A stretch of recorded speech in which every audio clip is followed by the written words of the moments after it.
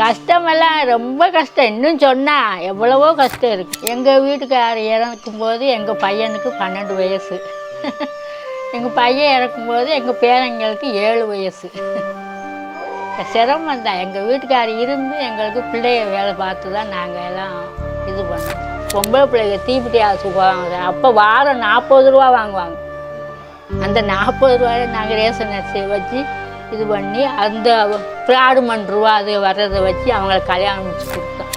என்ன செய்ய கவலைப்பட்டோம். இப்போ அப்படியே மறந்துட்டோம். என்ன செய்ய கவலைப்பட்டா நம்மளுக்கு நோய் வந்துடுது. நம்மளுக்கும் ஒரு கொஞ்சம் ஆஸ்மா மாதிரி இருக்கும் எனக்கு.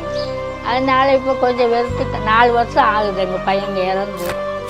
அவன் நாங்கள் நினைக்கிற ஒரு 10வது வரைக்கும் படிக்க போடுவோம்னு அவனுக்கு நிறைய படிக்கணும்னு ஆசை இருக்குது.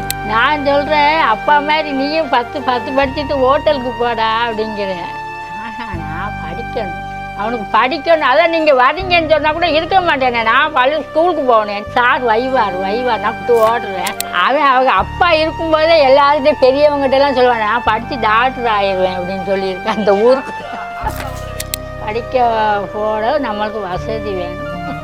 அவனுக்கு நிறைய படிக்கணும்னு ஆசை இருக்குது.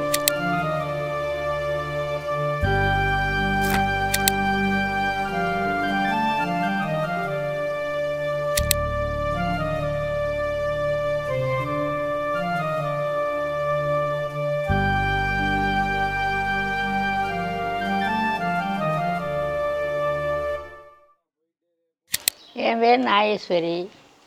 எனக்கு கல்யாணம் முடித்து ஒரு 60 வருஷத்துக்கு மேலே ஆகும். 4 பிள்ளைங்க எனக்கு. 3 பொண்ணு ஒரு பையன். 3 பொண்ணு ஒரு பையன். பையன் இப்போ தான் இறந்து போனான். மருமகளும் பையனும் இறந்து போனாங்க. 3 பொண்ணுங்க இருக்காங்க. இங்கே ஒரு பொண்ணு இருக்குது, ஒரு பொண்ணு சென்னையில் இருக்குது, ஒரு பொண்ணு திருப்பூரில் இருக்குது. எங்கள் பையன் வந்து பரோட்டா கடையில் பரோட்டா போட்டுட்டு இருந்தான். இங்கே இருந்து விருதுநகருக்கு வண்டியிலே தான் போய் போட்டுட்டு 11 மணிக்கு போவான், நைட்டு 12 மணிக்கு வருவான். காலில் ஒரு புண்ணு மாதிரி வந்தது. சுகர் இருந்து அந்த கொரோனா டயத்தில் கவனிக்காமல் இருந்தனால இறந்து போனான். மருமகளுக்கு காட்டில் ஃபிக்ஸ் வரும் சொல்லாமல் கல்யாணம் முடிச்சு கொடுத்துட்டாங்க. சமையல் கூட பண்ண தெரியாது. எங்கள் பையன்தான் சமையல் பண்ணி கொடுப்பான். அப்படி இருந்த பிள்ளை அவன் இறந்து 6 மாதத்துலேயே அதுவும் இறந்து போயிடும். என் பையன் பேர் திருப்பதி, மருமக பேர் கிருஷ்ணவேணி. அவர் இறந்து 99 இறந்தார். 99 இறந்து எங்கள் பிள்ளையெல்லாம் தீப்பெட்டி ஆஃபீஸில் வேலை பார்த்து தான் அவங்களெல்லாம் கல்யாணம் முடிச்சு கொடுத்தோம். பக்கத்தில் தீப்பெட்டி ஆஃபீஸ் இருக்குது, அதில் வேலை பார்த்து தான் பொம்பளை பிள்ளைகளை கட்டி கொடுத்துருக்கோம். எங்கள் வீட்டுக்கார் இறக்கும்போது எங்கள் பையனுக்கு 12 வயசு. எங்கள் பையன் இறக்கும்போது எங்கள் பேரங்களுக்கு 7 வயசு. சிரமம் தான். எங்கள் வீட்டுக்கார் இருந்து எங்களுக்கு பிள்ளைய வேலை பார்த்து தான் நாங்கள் எல்லாம் இது பண்ணோம். கிராமத்தில் இருக்கவும் அவ்வளோ தெரியலை. ரொம்ப செலவு இல்லாததுனால தோணலை. கஷ்டமெல்லாம் ரொம்ப கஷ்டம். இன்னும் சொன்னால் எவ்வளவோ கஷ்டம் இருக்குது சார். எந்த மாதிரினா, எங்கள் வீட்டுக்கார் 2 வயசுலேயே எங்கள் மாமனார் இறந்து போனார். எங்கள் வீட்டுக்கார் 2 வயசில் மாமனார் இறந்து போனார்.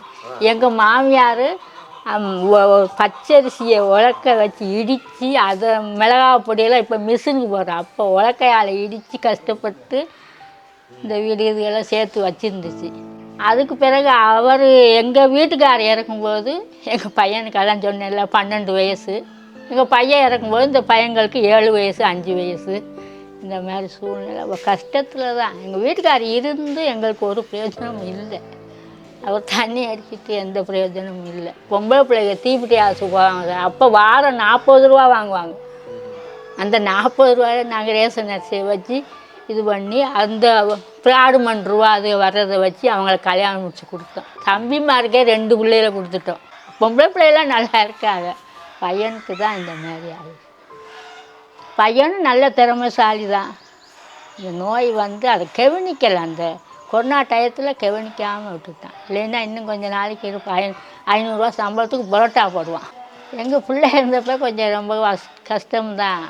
ஆனால் பிள்ளை இறப்பான்னு தெரியாது சார். நான் தனியாக தான் இருந்தேன். அந்த வீட்டுக்குள்ள நான் இருக்கேன். இங்கே வந்து அவங்க மருமக எல்லாம் இருக்காங்க. செத்து போயிடுவான்னு எனக்கு தெரியாது சார். 5 மணிக்கு வந்து பார்க்குறோம், படுத்த மாணிக்கு இருக்கிறோம். அது வரைக்கும் எனக்கு தெரியாது. ஞாயிற்றுக்கிழமை கொஞ்சம் கால் இப்படி விழுந்துட்டேன். ஞாயிறு திங்கள் செவ்வாய் புதன் எல்லாம் இருக்கேன். புதன்கிழமை சாயங்காலம் 5 மணிக்கு அவன் செத்து போயிடுவான்னு எனக்கு தெரியலை. உள்ளே தான் நான் இருக்கிறேன். அந்த மாதிரி ஆயிடுச்சு. பையங்களுக்கு நல்லா எங்கே போனாலும் பையங்களை ஏற்றிட்டே போவான். அவங்க அம்மா பிசு வர்ற அம்மாவை கூட வண்டியில் ஏற்றிட்டு கோயிலுக்கு போயிடுவான். அது ஏதோ கடவுள் புண்ணியத்தில் அந்த வண்டியில் போகும்போது வரல ஒரு நாள் கூட. நல்லா தான் செஞ்சு இருந்தான்னா கொஞ்சம் இந்நேரம் வீடு வாசல் கொஞ்சம் எடுத்துருப்போம்.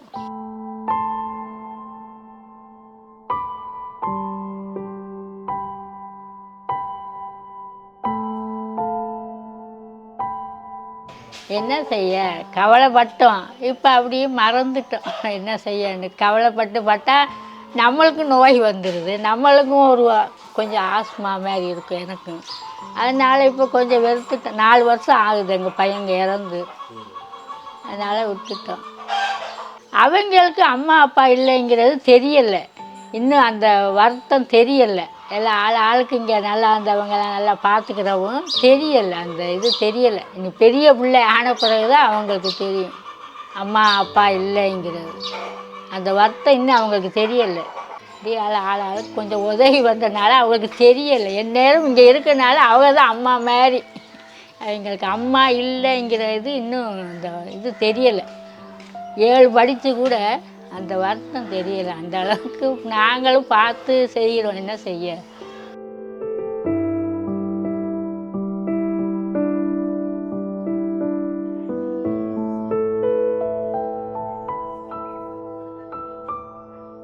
காலையில் நாங்கள் 4 மணிக்கு எழுந்திரிச்சிடுவோம் சார்.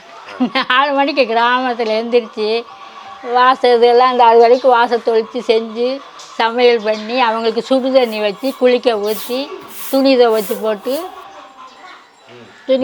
அவங்கள சாப்பாடு கொடுத்து அவங்க 8 மணிக்கெல்லாம் கிளம்பி போயிடுவாங்க. எல்லோரும் 9 மணிக்கு போனால் எங்கள் பேரை 8 மணிக்கே போயிடுவான் புளியங்குளத்துக்கு. கிளப்பி விட்டுட்டு அதுக்கு பிறகு தான் நாங்கள் எங்கேயும் காட்டு வேலைக்கு போகணுன்னா காட்டில் வேலைக்கு போக மாட்டோம். 100 நாள் வேலைன்னு தான் செய்வோம். இல்லைன்னா இந்த மூலிகை மருந்து இருக்குல்ல அதை பெருக்கிட்டு வந்து காய வச்சு கொண்டு போய் விலைக்கு போட்டுட்டு வருவோம். அந்த மாதிரி வேலை தான். காட்டு வேலைக்கு போக முடியாது. கால் கொஞ்சம் வீக்கமாக இருக்குது. நடக்க முடியல. முந்தையெல்லாம் 10 கிலோமீட்டர் கூட நடந்தோம். இப்போ நடக்க முடியலை. சமையல் வீட்டிலே செஞ்சுக்கிறோம். காலையில் அவங்க தான் ஸ்கூலில் மதியம் சாப்பிட்டுக்குருவாங்க. காலையில் ஒரு பையன் மட்டும் சாப்பிட்டுட்டு போவோம். ஒரு பையன் 2 நேரம் பள்ளிக்கூடத்தில் சாப்பிட்டுக்குறோம். நைட்டுக்கு வந்து 2 தோசை சாப்பிட்டுட்டு இருந்துக்குறாங்க.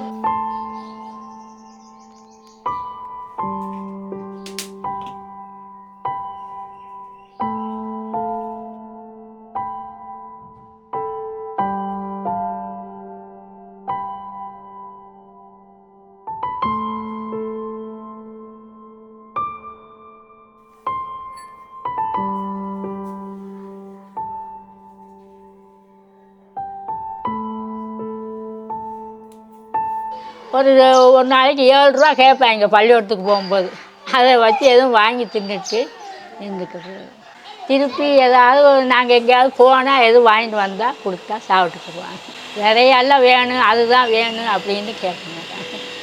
இவங்க பள்ளிக்கூடத்துக்கு லீவு போட மாட்டான் எங்கள் பேரன். இன்றைக்கி நீங்கள் வர்றீங்க ஒரு நாளைக்கு இருடான்னா எவ்வளவோ சொல்லி பார்த்தாங்க, இருக்க மாட்டேன்ட்டான். ஓடியே போயிட்டேன்.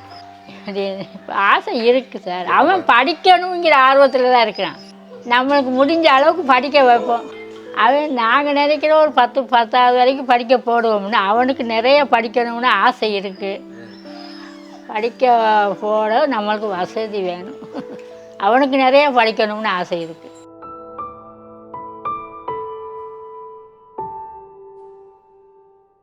சின்ன பையன் கூட சொன்னால் கேட்டுக்கிறான். அவ்வளோதான் படிச்சுட்டு நின்றுக்கிடுவான்.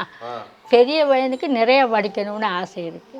அவங்க அப்பா இருக்கும்போதே எல்லாருக்கிட்டையும் பெரியவங்ககிட்டலாம் சொல்லுவாங்க, நான் படித்து டாக்டர் ஆயிடுவேன் அப்படின்னு சொல்லியிருக்கேன். அந்த ஊருக்கு நாங்கள் சாப்பிட்றதே பெரிய பாடு. 1200 ரூபா முதியோர் பணம் வாங்குவோம்.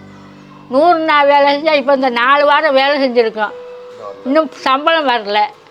படுக்கிறது அதை பற்றி நாங்கள் எங்கேயும் படுத்துக்கிடுவோம். அதை பற்றி அவங்க எதுவும் அப்படி தான் வேணும் இப்படி தான் வேணும்லாம் கேட்க மாட்டாங்க. இல்லை இங்கே கூட படுத்துக்கிடுவாங்க அவங்க. நாங்கள் அங்கே போய் படுத்துக்கிறோம் பெரியம்மா வீட்டில் அப்படின்னுட்டு அங்கேயும் படுத்துக்கிடுவாங்க. இங்கேயும் படுத்துக்கிடுவோம். நாங்கள் 3 பேர் தானே. அதனால் கொஞ்சம் சிரமந்தான். அந்த வீடு இன்னும் நல்லா இருக்கும், நல்லா எடுத்து செஞ்சால். அது இன்னி அவங்க வந்து வேலை பார்த்து செஞ்சு எடுத்தாதான். இனி இப்போ எப்படி நாங்கள் அதை எடுக்க முடியும்? அவங்க படித்து வேலை பார்த்து எடுத்தாதான். எங்களுக்கு முந்தி 2 மாதத்துக்கு ஒரு தடவை அரிசி, பருப்பு, எண்ணெய் இது ஒரு மாதத்துக்கு காண்ற அளவு கொடுப்பாங்க.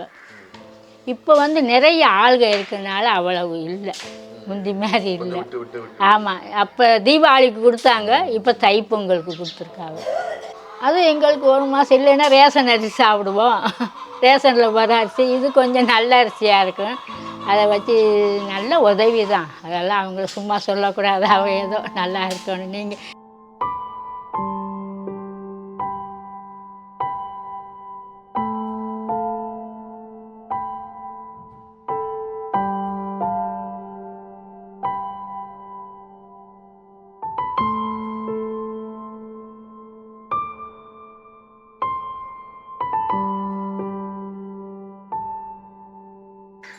அவங்க முந்தி 2 மாதத்துக்கு ஒரு தடவை கொடுத்தாங்க, கொஞ்சம் சிரமம் இல்லாமல் இருந்துச்சு. இப்போ பாவம் அவங்களும் நிறைய கண்ணு தெரியாதவங்க எல்லாருக்கும் செய்கிறாங்கல்ல.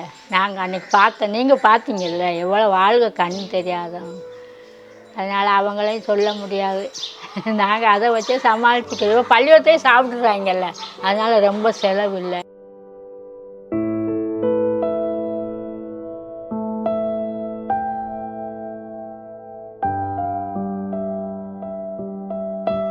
பேரங்க எந்த அளவுக்கு பிடிக்கும்னா, இருந்தாலும் ஏதாவது நான் அந்த இங்கே போகிறேன் அடிக்கடி நான் விருதுநகர் போயிடுவேன். அந்த மூலிகை இதை போட்டுட்டு 2 மணிக்கு இங்கே பஸ்ஸு போயிட்டு அவங்க வாட்டுக்கு எல்லாம் செஞ்சுக்கிடுவாங்க. இந்த ஒரு நல்ல தண்ணி வந்தால் பிடிச்சி வெயிடா செய்யான்னு அந்த மாதிரி வேலையெல்லாம் செஞ்சு வச்சுருவாங்க.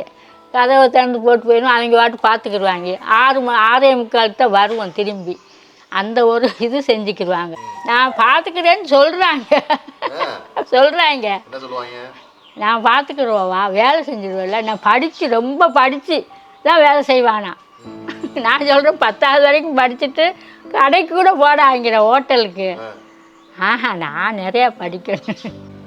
நான் சொல்கிறேன் அப்பா மாதிரி நீயும் 10 படிச்சுட்டு ஹோட்டலுக்கு போடா அப்படிங்கிறேன். நான் படிக்கணும், அவனுக்கு படிக்கணும். அதான் நீங்கள் வரீங்கன்னு சொன்னால் கூட இருக்க மாட்டேனே. நான் ஸ்கூலுக்கு போகணும், என்ன டாக்டர் சார் வைவார் நான் கூட்டணும் இன்றைக்கி என்னுடைய ஆள் அப்படின்ட்டு ஓடுறேன். சரி, அதான் நான் படிக்க வேணாம்னாலும் பேரை இருக்க மாட்டேன். இவன் கூட சரி வா நான் இருக்கிறேன், அவனுக்கு ஒரு 10 ரூபா கொடுத்துட்டேன், நான் பள்ளிக்கூடத்துக்கு போகலை, என்னோட இருந்துக்கிடுவான். பெரிய பேரை அப்படி இருக்க மாட்டேன்.